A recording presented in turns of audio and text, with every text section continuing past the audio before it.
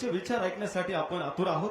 महाराष्ट्र राज्याचे लोकप्रिय उपमुख्यमंत्री सन्माननीय नामदार देवेंद्रजी फडणवीस साहेब टाळ्याच्या प्रचंड गजरामध्ये स्वागत करूयात आणि सर्वांनी हात वरती करून जोरदार घोषणा देऊयात, जय श्रीराम, जय जय श्रीराम। धन्यवाद आदरणीय साहेब। भारत माता की, भारत माता की, छत्रपती शिवाजी महाराज की, धर्मवीर छत्रपती संभाजी महाराज की, जय भवानी, जय भवानी, जय श्रीराम। हिंदवी स्वराज्याचे सरसंस्थापक छत्रपती शिवरायांना मानाचा मुजरा करतो। भारतीय राज्यघटनेचे शिल्पकार भारतरत्न डॉक्टर बाबासाहेब आंबेडकर यांना मानवंदना अर्पित करतो। पुण्यश्लोक राजमाता अहिल्यादेवी यांच्या चरणी नतमस्तक होतो।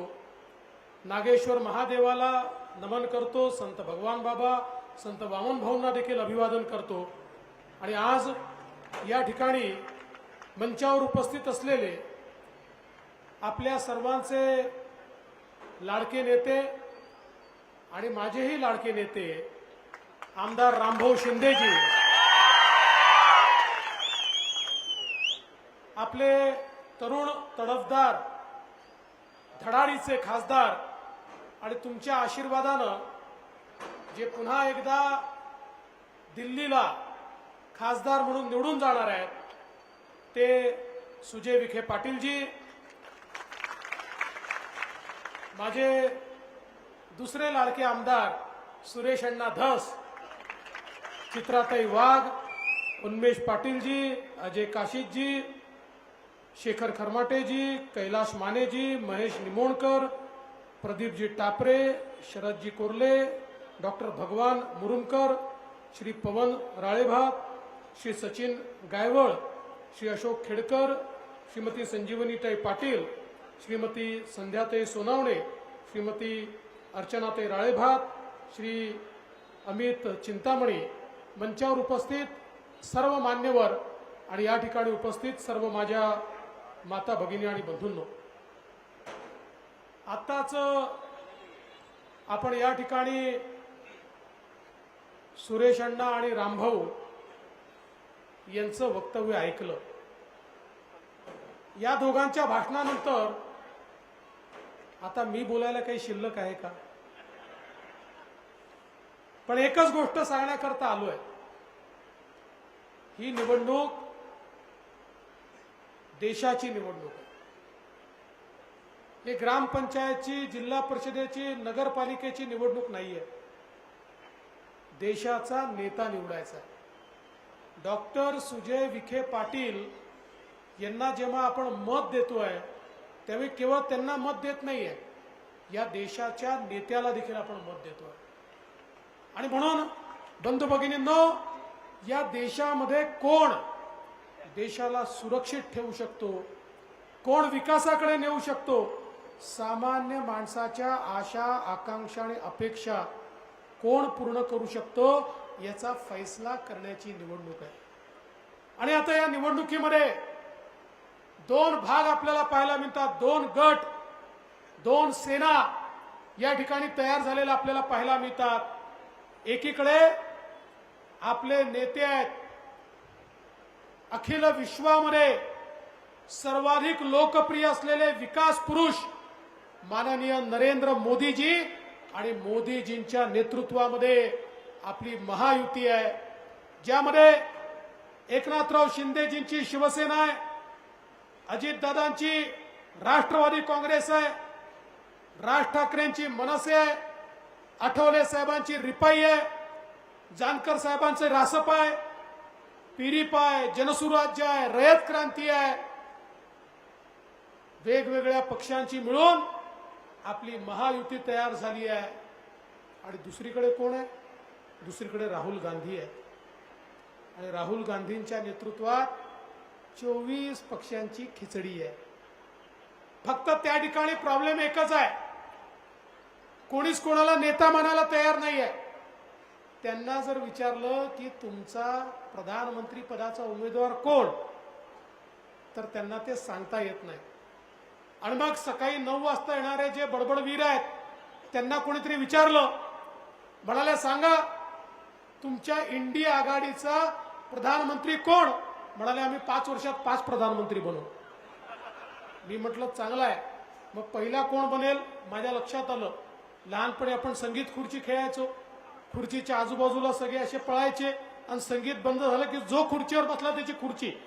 तसे हे सगळे एक खुर्ची लावतील, त्याच्या भोवती गोल गोल गोल गोल घुमतील, संगीत बंद झालं, जो पहिला बसला तो देशाचा प्रधानमंत्री. असे 5 वर्षात 5 प्रधानमंत्री बनवतील.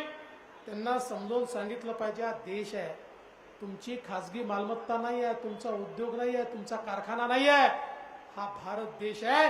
या देशाला एक मजबूत प्रधानमंत्री हवा आहे. बंधू भगिनींनो, मोदीजींच्या नेतृत्वात आपली विकासाची गाडी आहे. या गाडीला मोदीजींचं मजबूत इंजिन आहे. वेगवेगळ्या पक्षांचे डब्बे त्याला लागले आहेत आणि या डब्यांमध्ये दीन दलित गोर गरीब आदिवासी शेतकरी शेतमजूर महिला अल्पसंख्याक भटके विमुक्त ओबीसी सगळ्यांकरता बसण्याची जागा आहे. या गाडीमध्ये सगळ्यांना बसवून मोदीजींच्या नेतृत्वात सबका साथ सबका विकास म्हणत आपण पुढे जातोय. पण दुसरीकडे काय अवस्था आहे, त्यांच्याकडे डब्बे नाहीच आहे, फक्त इंजिन आहे. राहुल गांधी म्हणतो मी इंजिन आहे, शरद पवार म्हणतात मी इंजिन आहे, उद्धव ठाकरे म्हणतात मी इंजिन आहे, लालूचा पोरगा म्हणतो मी इंजिन आहे, मुलायमचा पोरगा म्हणतो मी इंजिन आहे, ममता बॅनर्जी म्हणते मी इंजिन आहे, स्टॅलिन म्हणतो मी इंजिन आहे. तिथे डब्बे नाहीच आहे. आणि माझा तुम्हाला सवाल आहे, इंजिन मध्ये बसायला सामान्य माणसाला जागा असते का? इंजिन मध्ये फक्त ड्रायव्हर बसतो. त्यामुळे यांचं इंजिन कसं आहे, या ठिकाणी राहुल गांधींच्या इंजिन मध्ये फक्त सोनियाजी आणि प्रियंकाजी करता जागा आहे. उद्धव ठाकरेंच्या इंजिन मध्ये फक्त आदित्य ठाकरेंकरता जागा आहे. पवार साहेबांच्या इंजिन मध्ये फक्त सुप्रिया ताई करता जागा आहे. तुमच्या करता जागा नाही आहे. पण ज्या क्षणी डॉक्टर सुजय विखे पाटलांची कमळाची बटन तुम्ही दाबाल, या आपल्या नगर मतदारसंघाची बोगी थेट मोदीजींच्या इंजिनला जाऊन लागेल आणि मग विकासापासून आपल्याला कोणी थांबवू शकणार नाही. बंधू भगिनींनो, आपल्याला माहिती आहे रामभाऊ शिंदे ज्यावेळेस पालकमंत्री होते, या ठिकाणी मंत्री होते, आमदार होते, इतक्या मोठ्या प्रमाणात या भागाचा विकास झाला. खूप मोठ्या प्रमाणात निधी त्यांनी आणला, वेगवेगळ्या प्रकारची कामं केली. डॉक्टर सुजय विखे पाटील यांनी केंद्र सरकारकडनं मोठ्या प्रमाणात इन्फ्रास्ट्रक्चरचे पैसे आणले, रस्त्यांचे पैसे आणले, रेल्वेचे पैसे आणले, वेगवेगळ्या प्रकारची कामं या जिल्ह्यामध्ये आणि या भागामध्ये आपल्या नेत्यांच्या माध्यमातून झाली. आणि आज आपण पाहतोय की या ठिकाणी मागच्या विधानसभेमध्ये आपण दुसरे आमदार निवडून दिले. त्यांना निवडून दिल्यानंतर या ठिकाणी बोल बच्चन शिवाय तुम्हाला काहीच मिळालं नाही. आजही बघा पुन्हा आपलं सरकार आलं आणि सरकार आल्याबरोबर रामभाऊ शिंदे जसे आपले आमदार झाले, पुन्हा कर्जत जामखेडमध्ये या ठिकाणी MIDC तयार करण्याचा विषय असो, पिण्याच्या पाण्याच्या योजना असो, रस्त्यांच्या योजना असो, सगळ्या योजना या ठिकाणी सुरू झाल्या. आणि आता पुन्हा सांगतो, रामभाऊंनी ज्या ज्या मागण्या या ठिकाणी केल्या आहेत, रामभाऊ चिंता करू नका, मी तुमचा बेरर चेक आहे,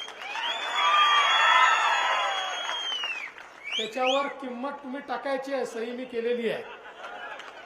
त्यामुळे जेवढ्या योजना तुम्ही मागाल तेवढ्या योजना निश्चितपणे तुम्हाला मिळतील.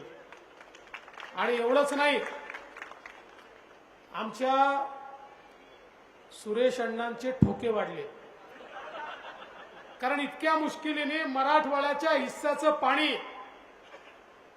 जे पळवून नेलं होतं ते आम्ही मराठवाड्यामध्ये परत आणलं. इतक्या वर्षाच्या संघर्षाने आणलं. 1400 कोटी रुपये त्या ठिकाणी दिले आणि मराठवाड्याच्या हिस्साचं पाणी आणलं. सुरेश अण्णांना वाटलं की आता रामभाऊ पळवून नेतात का? नाही अण्णा, तुम्ही माझ्या तेवढ्याच जवळचे आहे. आणि मराठवाड्याचं पाणी कसं आपण पळवून नेऊ देऊ. पण रामभाऊ चिंता करू नका, आता आम्ही नवीन योजना हातामध्ये घेतली आहे, कृष्णा फ्लड डायव्हर्शनची योजना, ज्यामध्ये 4000 कोटी रुपयाची योजना आहे.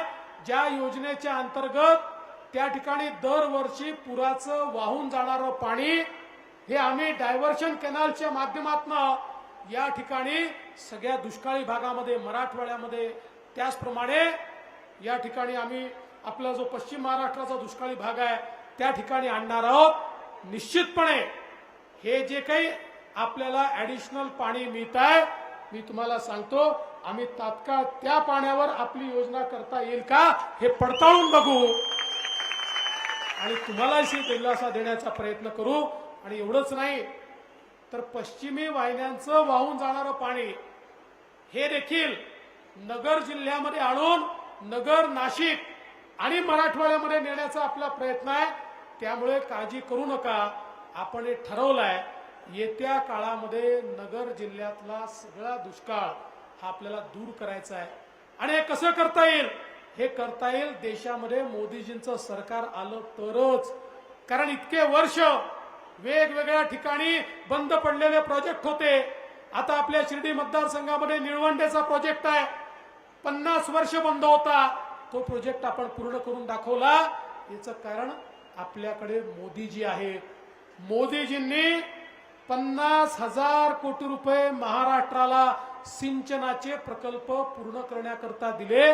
म्हणून आज सगळीकडे सिंचनाची कामं चाललेली आहेत आणि वर्षानुवर्ष रखडलेली कामं ही आपण या ठिकाणी पूर्ण करतोय. आणि म्हणून निश्चितपणे मी आपल्याला विश्वास देतो, शेवटी आज मोदीजींनी या देशाचं भाग्य बदलवून दाखवलं. आज जगातले अर्थशास्त्री चर्चा करतायत, ही मोदींची जादू काय आहे. 10 वर्षामध्ये 25 कोटी लोकांना मोदीजींनी गरिबी रेषेच्या बाहेर काढलं. 20 कोटी लोक जे कच्च्या घरात राहायचे त्यांना पक्क घर मोदीजींनी 10 वर्षामध्ये दिलं. 50 कोटी लोक ज्यांच्या घरी गॅस नव्हता त्यांच्या घरी गॅस गेला. 55 कोटी लोक ज्यांच्या घरी शौचालय नव्हतं त्यांच्या घरी शौचालय गेलं. 60 कोटी लोक 70 वर्षानंतर ज्यांच्या घरी पिण्याचं पाणी गेलं नव्हतं, ज्यांच्या घरी आमच्या आया बहिणी हंडा घेऊन नदीवर, तलावावर किंवा नळावर जायच्या, अशा 60 कोटी लोकांच्या घरी मोदीजींनी शुद्ध पिण्याचं पाणी नळाच्या माध्यमातून पोहोचवलं. 80 कोटी लोक की ज्यांना या ठिकाणी 2020 पासनं 2 वेळचं जेवण, 2 वेळचं राशन मोदीजी मोफत देशात. आपल्या महाराष्ट्रातही 7 कोटी लोकांना मोफत राशन देतात. आणि मोदीजींनी सांगितलं पुढचे 5 वर्ष मोफत राशन देण्याची स्कीम अशीच चालवली जाईल. जवळपास 65 कोटी लोक असे आहेत की ज्यांना मुद्राच्या माध्यमातून मोदीजींनी 10 लाखापर्यंतचं लोन दिलं, आपल्या पायावर उभं केलं. पूर्वी एखादा व्यक्ती लोन मागायला गेला तर त्या ठिकाणी सांगितलं जायचं, तुमच्याकडे तारण ठेवायला जमीन किंवा घर आहे का? सरकारी अधिकारी तुमचा नातेवाईक असेल तर त्याला गॅरेंटर करा तर तुम्हाला लोन मिळेल. 65 कोटी लोकांना मोदीजींनी सांगितलं यांचा गॅरेंटर मी आहे, यांचा तारण मी आहे. आणि बिना गॅरेंटरचं आणि बिना तारणाचं त्या ठिकाणी 10 लाखापर्यंतचं लोन दिलं. आणि सांगितलं आता तर 10 लाख नाही 20 लाखापर्यंतचं लोन हे विना तारण त्या ठिकाणी मिळणार आहे. आणि आमच्या महिलांकरता मोदीजींनी 80 लाख बचत गट तयार केले.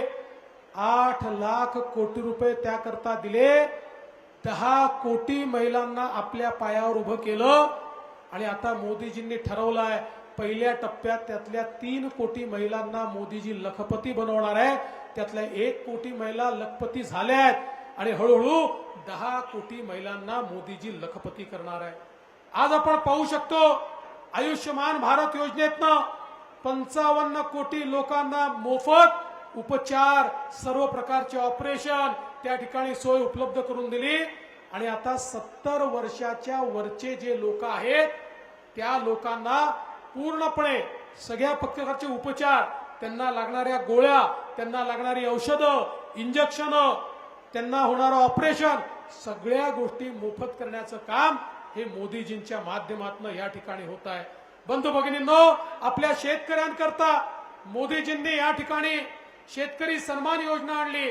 आपणही शेतकरी सन्मान योजनेत भर घातली. 12,000 रुपये आपण आपल्या शेतकऱ्याच्या खात्यात देतो. 1 रुपयामध्ये पीक विमा देण्याची सुरुवात आपण केली. आणि एवढंच नाही तर 20 वर्ष काँग्रेसच्या काळामध्ये ऊसाच्या शेतकऱ्याच्या डोक्यावर 10,000 कोटी रुपये इन्कम टॅक्स होता. सुप्रीम कोर्टापर्यंत लढाई झाली, पण त्या ठिकाणी काँग्रेसच्या सरकारनं तो रद्द केला नाही. मोदीजींचं सरकार आल्यानंतर 10,000 कोटी रुपयाचा इन्कम टॅक्स जो सुप्रीम कोर्टाने देखील सांगितलं शेतकऱ्यांकडनं वसूल करा, तो इन्कम टॅक्स 20 वर्षापासनच्या म्हणजे मागच्या तारखेपासनं रद्द करून आमच्या शेतकऱ्यांना दिलासा देण्याचं काम या ठिकाणी मोदीजींनी केलं. आता अण्णा कांद्याच्या शेतकऱ्याचं आणि दुधाच्या शेतकऱ्याचं सांगत होते. अण्णा, आपल्यालाही माहिती आहे शेतकरी अडचणीत आला. कांद्याच्या शेतकऱ्याला कधी नव्हे ते 350 रुपयाचं अनुदान आपण त्या ठिकाणी दिलं. दुधाच्या शेतकऱ्याला 5 रुपयाचं अनुदान दिलं. आणि मी तुम्हाला सांगतो, आचारसंहिता चालली आहे. आचारसंहिता संपल्यानंतर तुम्ही अण्णा जी मागणी केलेली आहे, जे थांबलेले आहेत, जे राहिलेले आहेत, ज्यांना मिळालं नाही आहे, जो मधला डिफरन्स आहे, निश्चितपणे राज्याचं सरकार त्या सगळ्या शेतकऱ्यांना मदत करेल. कारण हे शेतकऱ्यांचं सरकार आहे. मोदीजी शेतकऱ्यांकरता या ठिकाणी काम करतात. आता मोदीजींनी प्रधानमंत्री सूर्यघर नावाची योजना आणली आहे. 1 कोटी लोकांनी ऑलरेडी अर्ज केलाय. या योजनेमध्ये केंद्र सरकारच्या पैशातनं प्रत्येकाच्या घरावर सोलर सिस्टीम बसते आहे. आणि ती सोलर सिस्टीम बसवल्यानंतर 300 युनिट पर्यंत वीज फ्री मिळणार आहे. 300 युनिट पर्यंत कोणालाही बिल लागणार नाही आहे. आणि याचे सगळे पैसे हे केंद्र सरकारच्या माध्यमातून त्या ठिकाणी दिले जात आहेत. एवढंच नाही तर राज्यामध्ये देखील आपण आमच्या शेतकऱ्यांकरता सोलरची योजना आणली. आणि या योजनेच्या अंतर्गत आमच्या शेतकऱ्यांना वीज देणारे जेवढे फिडर आहेत ते सोलरवर टाकण्याचा निर्णय घेतला. या ठिकाणी नगर जिल्ह्यामध्ये खासदार साहेब जेवढे फिडर आहेत त्या सगळ्या फिडरचं टेंडर करून मी त्याचे एलओए देऊन टाकलेले आहेत. पुढच्या 18 महिन्यामध्ये शेतकऱ्याचे सगळे फिडर या नगर जिल्ह्यातले हे सोलरवर जाणार आहे. आणि आमच्या शेतकऱ्यांना 24 तास वीज मिळणार आहे. दिवसा 12 तास 365 दिवस आमच्या शेतकऱ्याला वीज देण्याचा निर्णय आज आपण या ठिकाणी घेतलेला आहे. आणि त्याची कारवाई देखील सुरू केली आहे. सामान्यांकरता काम करणारे आपण लोक आहोत. या ठिकाणी तुम्ही बघा, ही जी काही महाविकास आघाडी आणि इंडिया आघाडी तयार झाली आहे, बंधू भगिनींनो, नेता नाही आहे, नीती नाही आहे, नियत नाही आहे. या ठिकाणी केवळ टीका करायची. एक विकासाचं काम 2.5 वर्ष या ठिकाणी उद्धव ठाकरेजी हे देश महाराष्ट्राचे मुख्यमंत्री होते. एक विकासाचं काम ते दाखवू शकत नाही. आणि बंधू भगिनींनो, आता तर तुम्ही लक्षात घ्या, निवडणुकीचं वारं कुठे चाललंय हे लक्षात घ्या. परवा शरद पवार साहेबांनी एक मुलाखत दिली आणि त्या मुलाखतीमध्ये त्यांनी सांगितलं या निवडणुकीनंतर सगळे प्रादेशिक पक्ष हे काँग्रेस पक्षामध्ये विलीन होणार आहेत. सगळे प्रादेशिक, मी नाही म्हटलं, पवार साहेबांनी सांगितलं. याचा अर्थ त्यांनाही वारं लक्षात आलंय. त्यांनाही लक्षात येत आहे दुकान बंद करायची वेळ झालेली आहे. त्यांनाही लक्षात येत आहे की आता त्यांच्या पक्षाला या ठिकाणी काही उरलेलं नाही.